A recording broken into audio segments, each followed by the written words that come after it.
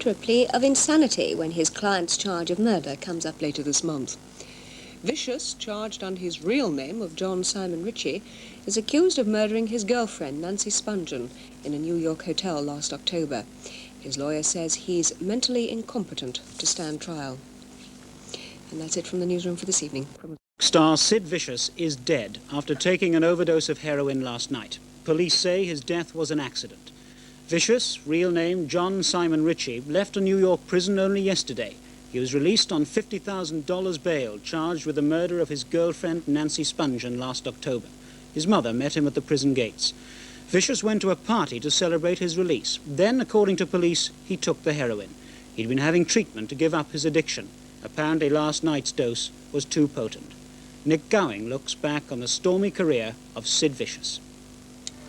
Sid Vicious was punk at the extreme, the most outrageous, the most violent, the most obscene. He wasn't there for his bass playing, at best that was mediocre. He was there for what he stood for, as the most rebellious of them all.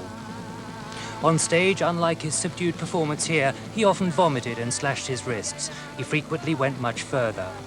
Off stage, his life was tempestuous and erratic. He picked fights freely. Not even his friends considered him normal. Until last year, when he met Nancy Spungen, a confirmed heroin addict, he was at least controllable after a fashion, but he described the relationship as one of fights and mutual beatings. Then Vicious was charged with murder. The Sex Pistols had split up, but still, as Vicious went in and out of hospitals and courts, manager Malcolm McLaren fought to hold the group's commercial image together, despite what had happened. A friend explains. Well, all I can say is that we really tried. Everybody tried to talk to him, Steve and Paul.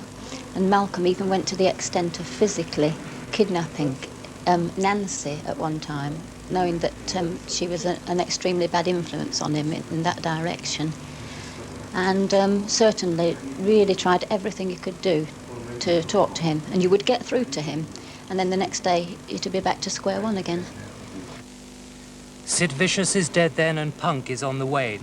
The question now, how long will the punk industry survive now without his controversial flamboyance? Chain whipped a journalist while performing in a London club. But the leader of the now disbanded group says he thought up Sid Vicious' name because Ritchie was anything but vicious. After cutting short an American tour last January, the group fell apart. Last October, Vicious, a heroin addict, was arrested and accused of fatally stabbing his girlfriend in the stomach. Friends speculated at the time it was part of a botched double suicide. Vicious' nude body was found today by his mother and a girlfriend in a Greenwich Village apartment one day after he was released from jail. He died of what's described as an accidental type drug overdose. At the height of his brief career, he was one of the kings of punk.